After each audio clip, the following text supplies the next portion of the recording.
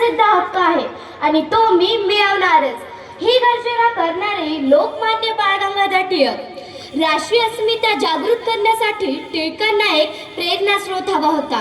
तो सापडला सह्याद्रीच्या अजिंक्य कड्या कपारीत स्वराज्य स्थापणाऱ्या छत्रपती शिवाजी महाराजांच्या रूपाने. म्हणूनच सन 1895 साली टिळकांनी रायगडासारख्या पवित्र दुर्गाच्या साक्षीने गिरगावच्या सागर तीरावर शिवजयंती उत्सवाला सार्वजनिक स्वरूप दिले.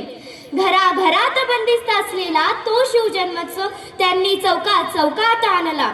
उद्देश एकच, शिवचरित्रातील शौर्य, स्वाभिमान, राष्ट्रनिष्ठा प्रत्येक मराठी मनात रुजावी. आज फाल्गुन वद्य तृतीयेचा मंगल दिन. सह्याद्रीच्या कडेकपारीत रणशिंग फुंकणारा रायगडासारख्या अभेद्य दुर्गाच्या माथ्यावर स्वराज्याची गुढी उभारणारा आणि रयतेच्या काळजात वात्सल्याचा दीप प्रज्वलित करणारा तो सुवर्णक्षण म्हणजे शिवजन्म. अफाट सागरासारख्या विशाल दृष्टीच्या, हिमालयासारख्या अढळ निश्चयाच्या आणि तेजस्वी सूर्यबिंबासारख्या प्रखर राष्ट्रभक्तीच्या छत्रपती शिवाजी महाराजांची आज जयंती. या पवित्र दिनी परमपूज्य श्री गजानन महाराज अमरावतीच्या पावनभूमीत भक्त कोल्हटकर आणि खापर्ड यांच्याशी संवाद साधताना काय सांगतात ते आपण पाहूया. असाच एक प्रसंग घेऊन येत आहेत आमचे आदरणीय इंग्लिश मीडियम स्कूलचे बाल कलाकार. एक सुंदर नाटिका घेऊन गणगण गणात बोलते शिव विचार जागविते.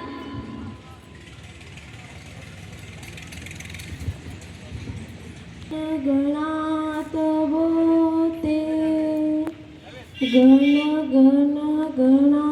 प्रणाम महाराज. महाराज, आज शिवजयंतीचा पवित्र दिवस. छत्रपती शिवाजी महाराजांचे नाव आठवले की अंगात नवे बळ संचारते. खरेच शिवरायांनी स्वराज्याची स्थापना केली, धर्माचे आणि जनतेचे रक्षण केले.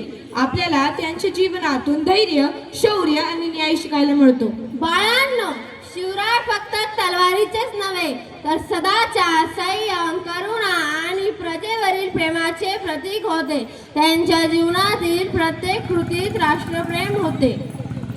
महाराज, आजच्या तरुणांनी शिवरायांकडून कोणता सर्वात मोठा गुण घ्यावा? स्वाभिमान, कर्तव्यनिष्ठा आणि राष्ट्रसेवा. बाळांनो, शिवरायांचे नाव घेणे पुरेसे नाही, त्यांचे विचार आचरणात आणणे अधिक महत्त्वाचे आहे. मग शिवजयंतीचा खरा उत्सव म्हणजे छत्रपती शिवाजी महाराजांचे विचार आपल्या मनात रुजवणे, बरोबर ना महाराज? अगदी बरोबर. प्रत्येकाने सत्य, न्याय, परिश्रम आणि राष्ट्रभक्तीची वाट धरली तर प्रत्येक घरात शिवचरित्र फुलेल. गण गण गणा. जय भवानी, जय शिवाजी. छत्रपती शिवाजी महाराजांचा विजय असो. जय भवानी, जय शिवाजी.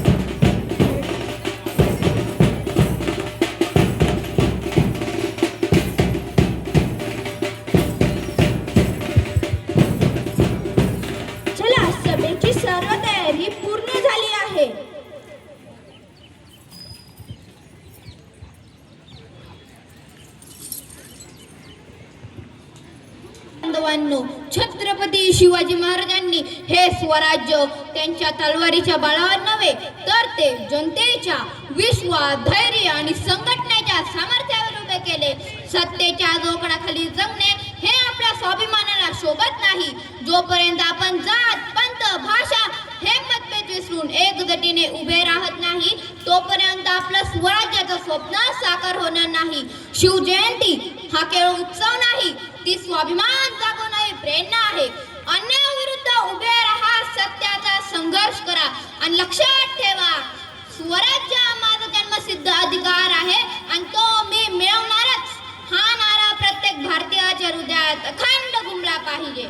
भारत माता की जय.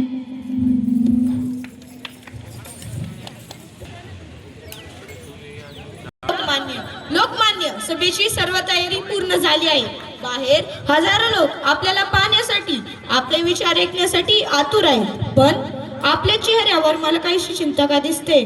चिंता माझी वैयक्तिक नाही दादासाहेब, चिंता या माझ्या मायभूमीची आहे.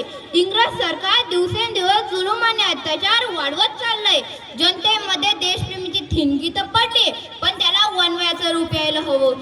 या स्वातंत्र्य लढ्याला केवळ राजकीय बळ पुरेसं नाही, आपल्याला आत्मिक आणि आध्यात्मिक ऊर्जेची ही गरज आहे. ती ऊर्जा कुठून मिळणार? लोकमान्य, तुम्ही अगदी योग्य बोलतात. म्हणूनच सांगतो, आज आपल्या सुदैवाने या विदर्भाच्या पावनभूमीत साक्षात परब्रह्मरूप अवतरले शेगाव श्री संत गजानन महाराज. आज ते इथेच अमरावतीत मुक्कामी आहेत. माझी त्यांच्या चरणी निस्सीम श्रद्धा आहे. आपण त्यांची भेट घ्यायलाच हवी. गजानन महाराज, हो, मी त्यांच्या चमत्काराबद्दल आणि त्यांच्या दैवी विरक्त वृत्तीबद्दल खूप ऐकलंय. संतांच्या आशीर्वादांनी या स्वातंत्र्य लढ्याला नक्कीच एक नवी दिशा आणि ताकद मिळेल. चला दादासाहेब, आपण आताच महाराजांच्या दर्शनाला निघूया. गण गणपती गण गण गणात बोते गण गण गणात बोते. महाराज सभेची सर्व तयारी पूर्ण झाली आहे. महाराज हे पुण्याचे बाळ गंगाधर टिळक अहोरात्र देशाच्या सेवेसाठी आणि स्वातंत्र्यासाठी झटत आहेत. आपला आशीर्वाद आणि मार्गदर्शन घेण्यासाठी आपल्या चरणी आले आहे. आलं आलं बाळ आलं, लोकमान्य आलं. अरे हा तर या देशाचा सिंह आहे, सिंहाची गर्जना आहे. पण राजा, पुढची वाट सोपी नाही. पुढे खूप काटे आहेत, पुढे मोठा गडदंधार आहे, खूप मोठा अंधार.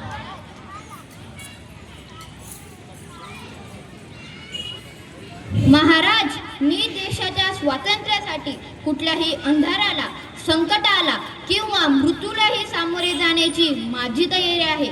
माझी चिंता स्वतःसाठी नाही, पण या अज्ञानी जनतेला योग्य दिशा मिळण्यासाठी मला आपल्यासारखे राष्ट्रसंतांचे आशीर्वाद हवे. महाराज, हा आमचा स्वातंत्र्याचा लढा यशस्वी होईल का? काळ मोठा कठीण आहे राजा, तुला फार दूर जावं लागेल. काळ्या पाण्याची शिक्षा, समुद्रापार एकांतात राहावं लागेल. पण घाबरू नकोस, तू तिथूनच कर्मयोग मांडशील. हा देश जागा होणार. परकीय